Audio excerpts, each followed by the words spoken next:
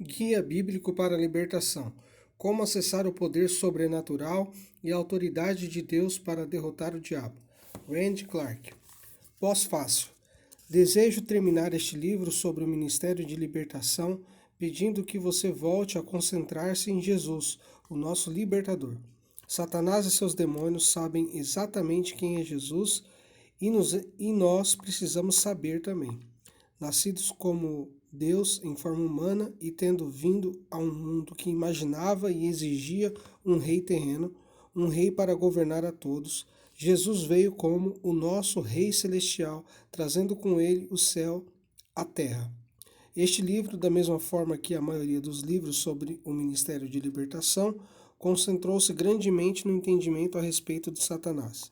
As pessoas chamadas ao ministério de libertação precisam ter uma firme compreensão de quem Satanás é e das muitas maneiras pelas quais ele age para saber ministrar com eficiência. Mas não é o nosso conhecimento a respeito de Satanás, nem a nossa capacidade de saber aplicá-lo que devemos levar àqueles que estão lutando, presos na teia de engano e destruição de Satanás. Quando olhamos no rosto daqueles a quem ministramos, precisamos apresentar-lhe Jesus, o nosso libertador, porque não há ninguém capaz de libertar os cativos de Satanás a não ser o nosso Rei inagualável Jesus Cristo. Quando fazemos a luz de Cristo brilhar nas trevas do cativeiro e do desespero, sua luz vence toda a escuridão. Conhecer o nosso inimigo é o ponto principal para a batalha, mas conhecer aquele que traz a vitória é o segredo para vencer a batalha. O mundo estava fervilhando de inquietação, violência, brutalidade e escuridão quando Jesus entrou em cena. O povo escolhido de Deus, os judeus, aguardava ansiosamente o Messias prometido durante séculos pelos profetas. O Messias os libertaria de seus inimigos e estabeleceria seu reino, e o povo de Deus teria segurança e prosperidade em seu reino terreno. O profeta Isaías falou de alguém que cuidaria daqueles com o coração quebrantado, proclamaria liberdade aos cativos e libertação das trevas aos prisioneiros.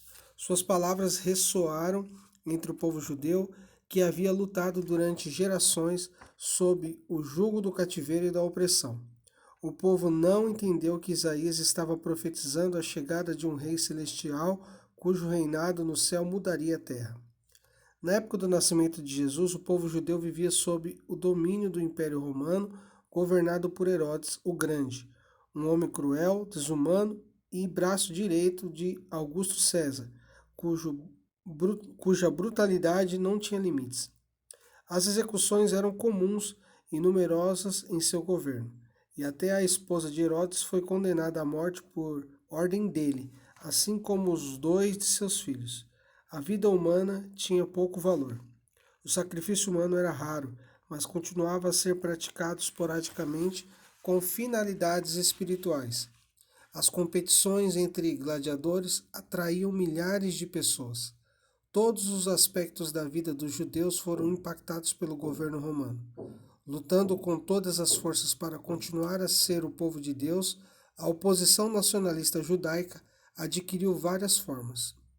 O movimento dos zelotes era totalmente contra o Império Romano, ao passo que os saduceus procuravam uma convivência pacífica e foram autorizados pelos romanos a exercer controle em um governo interno para a nação judaica. Os fariseus seguiam à risca a lei judaica na esperança de apressar a vinda do tão aguardado Messias. Falando religiosamente, a cultura em torno do povo judeu era pluralista. Os romanos e os gregos adoravam vários deuses, e o paganismo se multiplicava descontroladamente. A cidade de Corinto, assim como as principais cidades da região, fervilhava de imoralidade desenfreada. Em Corinto, havia templos dedicados aos deuses gregos por toda a parte. As pessoas que adoravam Afrodite, a deusa do amor, prostituíam-se em nome da religião, com centenas de prostitutas sagradas servindo no templo. Contra esse pano de fundo, o povo judeu ansiava por um Messias, o rei conquistador que os libertaria do domínio romano e estabeleceria justiça e paz. Deus lhes enviou o Messias prometido, mas o nascimento, a vida, a morte, a ressurreição de Jesus foram tão diferentes do que eles esperavam que acabaram por não reconhecê-lo. O rei vitorioso, com uma espada na mão e um trono para sentar-se, não se materializou em Jesus de Nazaré da forma que o povo esperava. Cristo, o libertador. Na época de Jesus, o mundo não era diferente do mundo de hoje. Corrupção, imoralidade, ganância, luxúria, brutalidade e impiedade ainda dominavam o coração dos homens. E muitos de nós também não reconhecemos que o nosso Messias prometido chegou. Creio que é no ministério de cura e libertação que temos mais capacidade de ver Jesus hoje. É quando o cego enxerga, o paralítico anda, o surdo ouve e o morto ressuscita, que vemos Jesus trazer seu reino para causar impacto na terra. Quando os demônios são expulsos de uma pessoa em nome de Jesus e aquela pessoa volta a ter a mente sã e é capaz de viver conforme o plano de Deus, estamos vendo Jesus empunhando sua espada, sentado em seu trono à direita de Deus. Quando ministramos libertação na autoridade do nome de Jesus, a escravidão espiritual dá lugar ao reino do céu, porque Satanás e seus demônios sabem que toda a autoridade na região espiritual está em Jesus Cristo e somente nele. E o próprio Jesus nos comissiona com essa autoridade. Não podemos produzir frutos sem Jesus. Depois de ser tentado no deserto, Jesus voltou a Nazaré, à sinagoga, no dia de sábado. O livro do profeta Isaías lhe foi entregue e ele se levantou para ler. Com as palavras de Isaías 61, Jesus declarou sua identidade. O Espírito do soberano Senhor está sobre mim, porque o Senhor ungiu-me para levar boas notícias aos pobres. Enviou-me para cuidar dos que estão com o coração quebrantado, anunciar-lhe liberdades aos cativos e libertação das trevas aos prisioneiros, para proclamar o ano da bondade do Senhor. Uma grande luz veio para brilhar sobre um povo que andava em trevas. Uma criança nasceu, um filho foi dado, e o governo está sobre seus ombros. E ele será chamado Maravilhoso Conselheiro, Deus Poderoso, Pai Eterno, Príncipe da Paz. Seu governo e sua paz aumentarão infinitamente, e ele governará com justiça e retidão para sempre. Esse é o Jesus que viu Satanás e seus anjos caindo do céu. Esse é o Jesus que ressuscitou do túmulo e subiu ao céu para sentar-se à direita do Pai. Esse é o Jesus que tem controle absoluto sobre a morte e o inferno por meio de sua ressurreição. Esse é o Jesus dos evangelhos que se ocupava de cura e libertação. As tempestades se acalmaram na presença dele, a comida se multiplicou e que começaram a surgir imitadores. Os sete filhos de Seva tentaram expulsar demônios, em nome de Jesus, a quem Paulo prega. Mas o espírito maligno os reconheceu como impostores sem poder e não lhes obedeceu.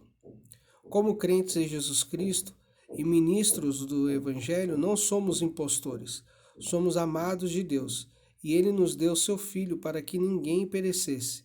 Devemos ser imitadores de Cristo, levando corajosamente seu reino aos lugares escuros que necessitam da luz da presença dele. Devemos ser um povo da nova aliança. Quanto a mim, esta é a minha aliança com eles, diz o Senhor. O meu espírito está em você e as minhas palavras que pus em sua boca não se afastarão dela, nem da boca dos seus filhos e dos descendentes deles, desde agora e para sempre, diz o Senhor. Isaías 59, 21. O segundo ato de Deus na criação, depois de ter criado os céus e a terra, foi trazer luz às trevas. Ele é o Pai das luzes e nos deu a luz do mundo em Jesus. Toda boa dádiva e todo dom perfeito vem do alto, descendo do Pai das luzes, que não muda como sombras inconstantes. Por sua decisão, ele nos gerou pela palavra da verdade, a fim de sermos como os primeiros frutos de tudo o que ele criou. Tiago 1, 17 e 18. Quando proclamamos o Evangelho por meio do ministério de libertação, estamos proclamando que a colheita toda virá um dia. Jesus é o Senhor da colheita e, por intermédio dele, somos convidados a ser participantes. Quando você ministrar cura e libertação aos quebrantados e perdidos, lembre-se das palavras de Reid Baker. O amor se parece com alguma coisa. Ela está dizendo que o amor se parece com Jesus, o servo sofredor, aquele que foi desprezado e rejeitado pelos homens, um homem de dores e aquele que conhecia o sofrimento, aquele que levou as nossas enfermidades, aquele que foi transpassado por causa das nossas transgressões, esmagado por causa das nossas iniquidades, aquele sobre quem o Senhor fez cair a iniquidade de todos nós, para que fôssemos libertos.